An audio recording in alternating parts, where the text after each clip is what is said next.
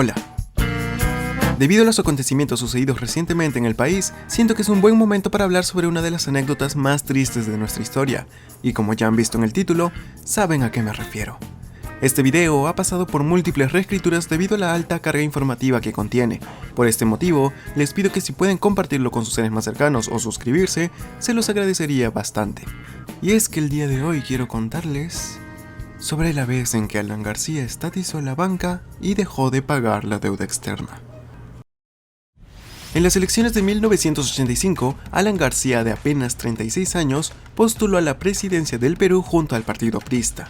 Su principal rival de las elecciones fue Alfonso Barrante, quien tras ver la diferencia de votos contra Alan y ver que este tenía apoyo de los partidos de centro y derecha, prefirió renunciar en la segunda vuelta, dejándole a Alan el cargo de presidente.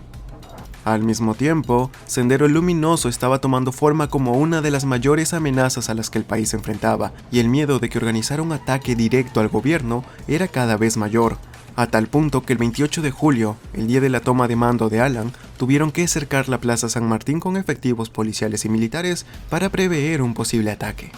Y ese día, en su primer discurso a la nación, García anunció que la deuda externa, que se pagaba con el 60% de los ingresos que daban las exportaciones, se reduciría a solo el 10% de lo generado con esto. Además, indicó que el país rechazaría al Fondo Monetario Internacional como un intermediario y empezarían a hablar con sus acreedores de forma directa, lo que ocasionó que el FMI cancelara cualquier tipo de préstamo futuro al país e indicase que el Perú no era rentable para inversiones.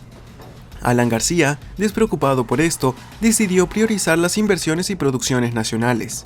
Su plan era que el Estado utilizara las reservas monetarias del Perú para subsidiar dólares y que estos fueran comprados por empresarios nacionales para mejorar su producción, generar empleo y aumentar las riquezas del país. En sencillas palabras, el gobierno compraba dólares y los vendía a precios rebajados.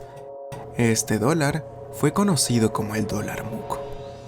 Asimismo, para ayudar a las empresas nacionales, Alan decidió hacer un aumento del 18% a todos los sueldos, además que quiso que el gobierno regulara los precios del mercado. La idea era que a mayor consumo, habría mayor venta y mayor utilidad, pero había un problema. Tras el congelamiento de precios, la economía básica no podía regularse. Se sabe que al haber mayor demanda de un producto, los precios de este suben para evitar caer en escasez. Y a pesar de que el Estado estuviese cubriendo esa diferencia, al todos tener más dinero para comprar al mismo precio, nadie preveía la futura escasez de productos. Esto al inicio no era alarmante. La población estaba feliz con el dinero que ahora tenían, ya que podían comprar más cosas. Sin embargo, la ley de oferta y demanda, aparte de los múltiples subsidios del Estado en estos precios y del dólar MUC, ocasionaron que las reservas se fueran agotando. Pero fue por culpa de la corrupción de empresarios, congresistas y cercanos al gobierno que compraban cantidades enormes de dólares, que las reservas colapsaron y se agotaron. Para fines de 1986, lo que había parecido ser una gran época de prosperidad para todos los peruanos, se terminó. Algunos pensaron que se necesitaba inversión extranjera, pero el Fondo Monetario Internacional no era una opción para pedir préstamos. Sin dinero de fondo, los despidos masivos comenzaron, junto a la aparición de las primeras huelgas. García, al ya no tener más dinero en las reservas, no tuvo más remedio que descongelar los precios, ocasionando que los peruanos vean por primera vez qué tanto había subido cada producto. Los múltiples precios elevados conllevaron a que el presidente encienda la famosa maquinita, la cual crearía billetes sin sustento para repartirlos a la población y que así compren más productos. Pero esto, como mencionamos, los haría subir de nuevo y generaría mayor escasez. La inflación en el país comenzaba a ser notable. Los productores decidieron que iban a producir menos debido a que no encontraban insumos, y llegaron al punto de ocultar sus productos e ir soltándolos al mercado de poco en poco. Para 1987, las colas ya eran notables, y en las calles las personas comenzaron a cambiar sus indies por dólares gracias a la incertidumbre económica, ocasionando que la circulación en el país de billetes fuese dolarizada, lo cual hizo que el índice se devaluara. Para intentar frenar esto, el gobierno anunció un paquetazo de medidas económicas, donde se anunció el congelamiento del cambio del dólar, sin imaginar que esto terminaría por hundir al INTI. García consideraba que los empresarios nacionales le habían fallado al gobierno, Por ello, decidió que tomaría el control principal de la distribución de capitales, el sistema financiero. Tras esto, mandó hacer un decreto que estatizaba a la banca. En sus palabras, esto serviría para darle créditos a las personas más pobres del país, pero su accionar causó una ruptura total de la relación del gobierno con los empresarios, partidos políticos e incluso con parte de la población. Si bien la ley de estatización aún sería revisada en la Cámara de Diputados, el decreto de Allen consiguió estatizar 10 bancos, 6 financieras y 17 compañías de seguro. En 48 horas se retiraron $5 millones, lo que ocasionó que la bolsa de Lima cayera. Ante este panorama, el novelista peruano Mario Vargas Llosa se levantó en contra de las decisiones de García y aseguró que buscaba la libertad del país y no salvar a los banqueros, por lo que anunció su inclusión dentro de la política peruana y fundó el Movimiento Libertad. Mientras tanto, el Poder Judicial indicó que el Estado no podía estatizar los bancos, pero Allen apeló hasta que 2 meses después se concluyó el caso cuando se aprobó el proyecto de ley de estatización y los banqueros se pusieron en huelga. Algunos durmieron en sus oficinas para evitar ser sacados, pero García tomaba todo esto como una victoria, y desde su balcón en Palacio de Gobierno anunció que se estaba iniciando la revolución en el país. De igual forma, fue al norte y al sur para conseguir respaldo de la población, haciendo que muchos celebren esta intervención del Estado a los bancos. En palabras de los expertos, esto se había vuelto una dictadura. Las calles estaban llenas de personas en huelga, y ahora se le sumaba la Izquierda Federación de Empleados Bancarios, pues cada banco estaba siendo intervenido por las fuerzas policiales. Este caos generó que comiencen rumores de un posible golpe de estado militar, lo que ocasionó que Allen deje de dormir en Palacio de Gobierno. La mala gestión incluso ocasionó que Sendero Luminoso se haga presente, colocando explosivos en el Ministerio de Economía y de Agricultura, dejando a varios heridos. El caos en el Perú era tan grande que para 1988 miles de familias tenían que salir del país por culpa de la devaluación del INTI. Migraciones atendía por mes a más de 7.000 personas, entre ellos muchos estudiantes que se alejaban por culpa de la invasión de Sendero a las universidades, pero sobre todo por la imposibilidad de conseguir trabajo.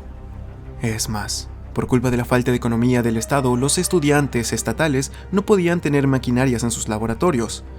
Tampoco tenían acceso a las computadoras y esto les impedía estudiar. Por otro lado, ir al mercado y conseguir alimento era un verdadero desafío. Las colas eran extensas y se debía ir en la madrugada. La inflación ahora superaba el 1000%, y las huelgas de desempleados y sindicatos por el aumento de salario, como el del SUTEP, eran comunes. Los hospitales no tenían para cubrir los costes de alimentos para los pacientes, ocasionando que hubiese varias muertes por desnutrición que el ministro de Salud intentaba negar. Y todo porque el gobierno ya no podía aumentar el sueldo de nadie ni subsidiar más alimentos. La desesperación era común y el saqueo de tiendas lo reflejaba.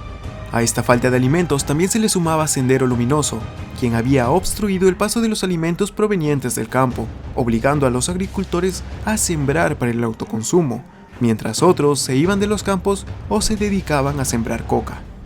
Los múltiples paquetazos ocasionaron que 5.000 intis valiera apenas $3.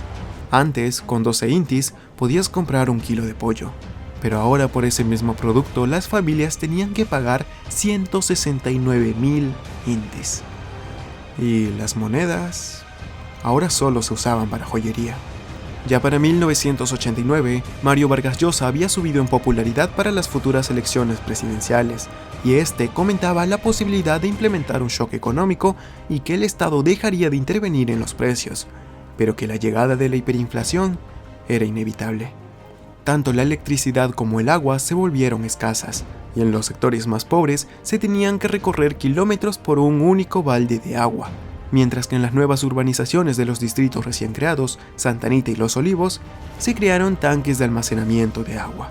Este caos solo sirvió para que Sendero se hiciera más poderoso y empezara con sus ataques en Lima, como lanzar múltiples explosivos a la vivienda de San Marcos. Pero a diferencia de Sendero, el MRTA tuvo un fuerte golpe tras la captura de Víctor Polay Campos en febrero. Para ese año, las personas habían perdido total esperanza de volver a la normalidad. Es así que para 1990, las huelgas, los enfrentamientos entre terroristas y efectivos policiales y militares, las bombas caseras, los ronderos de las comunidades campesinas, la escasez de alimentos primarios, la falta de electricidad, la economía dolarizada, la devaluación del INTI, se habían vuelto común en el día a día del gobierno de García. Y la deuda externa se había incrementado en un 26%. Y uno de los logros más grandes de ese gobierno desapareció. Víctor Polay Campos se escapó unas semanas antes del paso de mando, y para muchos, Alan García tenía algo que ver, pues el padre de Víctor había sido aprista, una sospecha que al final nunca se confirmó. Y es así que, en medio de todo este caos, el gobierno de Alan termina, sin poder dar su discurso de salida porque fue abucheado. Alan y el APRA quedaron terriblemente mal tras este primer gobierno. Las personas quedaron desconfiadas de la economía peruana y tenían miedo de que el nuevo presidente, Alberto Fujimori, que había surgido de la nada desplazando a Vargas Llosa de una victoria casi segura, cometiera los mismos errores. Sin embargo, la relación con el Fondo Monetario Internacional mejoró y el país volvió a recibir inversiones extranjeras, y las decisiones contra el terrorismo estaban a punto de ser tomadas. Un panorama alentador, pero que por lo bajo estaba llena de corrupción. Es todo.